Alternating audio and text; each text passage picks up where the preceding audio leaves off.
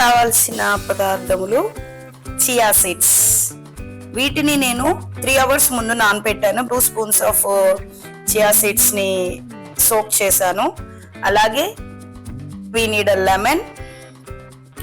So నేను ఇప్పుడు ప్రస్తుతానికైతే ఒక హాఫ్ చెక్క లెమన్ మాత్రమే వాడతాను. Now let's start the process.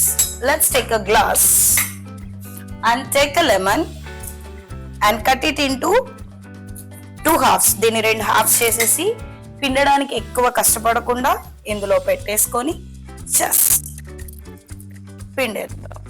Chia seeds. And now take a glass of water and mix it.